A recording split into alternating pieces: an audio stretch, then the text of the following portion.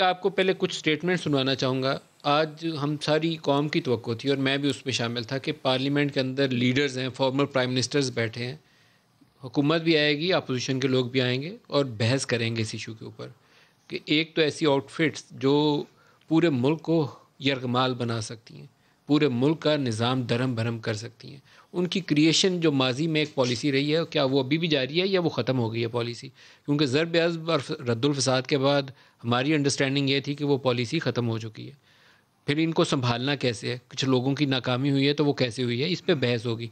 लेकिन रिफ्लेक्शन उसकी मैं आपको देता हूँ कि आज क्या है कि शाहिद खाकान इज़ अ, लेकिन आज वो किस तरीके से आपस में ये गुत्थम गुत्था वाली कैफियत थी इनकी, वो आप उन्हीं की देखेंगे वीडियोस तो आपको एहसास होगा कि जूतों के एक दूसरे को मारने की धमकी दी जा रही थी। दिखाइएगा जी। नहीं, आप अपना लैंग्वेज सीख, आप हमेशा जो इस तरह बिहेव करते हैं, आप अपना आप तो भी मैं वो काम करूंगा। आप अपने हाथ में रहें, आप भी अपने हाथ में रहें। आप जो है ना अपने हाथ में अपनी सीट पे जाए, अपनी सीट पे जाए। आप सीट बात सुने, बात करें ना। आप खड़े होकर ये कहेंगे मैं स्पीकर साहब मैं आपको जूता मारूंगा, और फिर उधर से भी तो जाहिर है किसी ने आपको जूता ऐसे तो नहीं मारने देना ना। आप एक मारेंगे उधर से 100 जूते आएंगे। अगर बात करने की इजाजत नहीं होगी तो जूता मैं मारूंगा।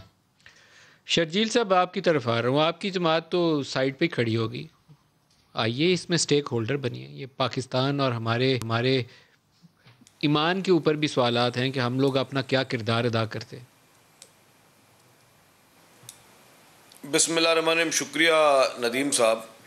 पहली बात ये तो जहाँ तक आपने ईमान की बात की, अल्हम्दुलिल्लाह सब मुसलमान हैं और किसी को कोई भी हमारे हज़रत मोहम्मद मुस्तफ़ा सल्लल्लाहु अलैहि वसल्लम की शान में गुस्ताखी की कोई भी मुसलमान बर्दाश्त नहीं कर सकता। हम सब आशिकान रसूल हैं और इसमें अल्हम्दुलिल्लाह कोई शक नहीं है। जहाँ तक आपने बात की हमारी पार्टी की, तो हमारी पार्टी की पॉलिसी पहले दिन से बिल्कुल वाज़ेह है, क्लियर है। इशू क्या था नदीम साहब, थोड़ा समझें आप। हुकूमत ने जो ब्लंडर्स किए, अब हुकूमत वो सारे ब्लंडर्स करके अब आखिर में आके, जब उनको पहले पार्लियामेंट से रुजू करना चाहिए था, अब पार्लियामेंट के पीछे छुपना चाहते हैं। इनका पहला नंबर इशू क्या था नदीम साहब कि इन्होंने जब मुआहिदा किया तहरीक लब्बैक पाकिस्तान से, अब वो मुझे ये भी पता नहीं है कि आज वो कल अदम है या नहीं है, लेकिन खैर उससे जो मुआहिदा किया तो इन्होंने ना पार्लियामेंट को एतमाद मिलिया, ना अपोजिशन पार्टीज़ को एतमाद मिलिया, ना ही दूसरे उलमाए कराम को एतमाद मिलिया।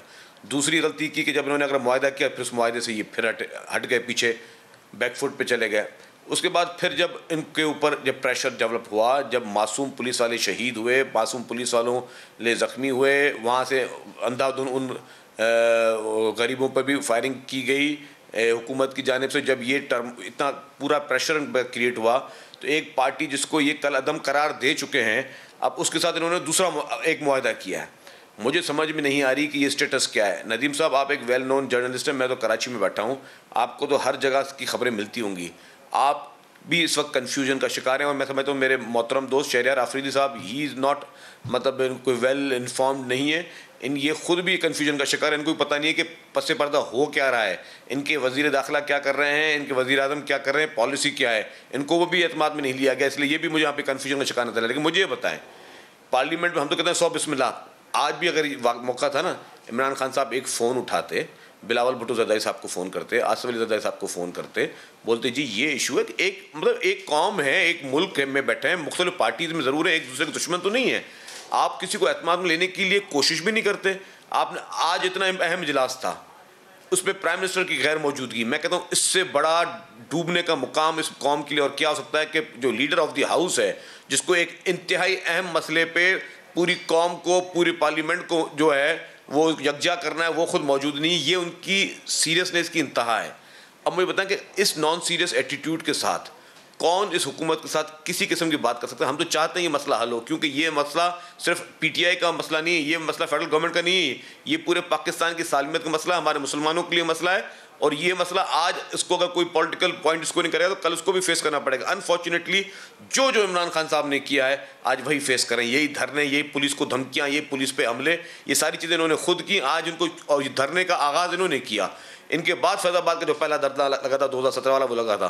तो मकसद है कि ये वो सारे ट्रेंड्स इन्होंने खुद स्टार्ट किए हैं, स्टेट को यरगमाल बनाने की कोशिश की इमरान खान साहब ने, आज वही चीज़ इनके साथ हो रही है। लेकिन मैं इस पर भी खुश नहीं हूँ नदीम साहब कि मुझे ये इस वक्त पॉइंट स्कोरिंग करने के लिए नहीं कह रहा कि जी कि पीटीआई ने गलत किया, अब उनके साथ गलत हो रहा है। इशू ये है कि इसको संजीदा लेने के लिए क्या क्या चीज़ें इंपॉर्टेंट है। मैंने कल भी एक टॉक शो में बैठा था, मैं वही दोबारा रिपीट कर रहा हूँ, इमरान खान साहब को चाहिए पहली फुर्सत में मुल्क के जितने भी उलमाए कराम हैं उनको बुलाएं, पॉलिटिकल पार्टीज़ को बुलाएं, अपने प्राइम मिनिस्टर हाउस में बुलाएं। अगर प्राइम मिनिस्टर हाउस के वो नहीं समझते कि वो पॉलिटिकल पार्टीज काबिल हैं कि उसमें आ सकें, किसी तीसरी जगह पे किसी होटल में बुला लें, वहाँ पे एक कॉन्फ्रेंस करें, सबको एतमाद मिले कि इस चीज़ का परमानेंट सॉल्यूशन निकलना चाहिए।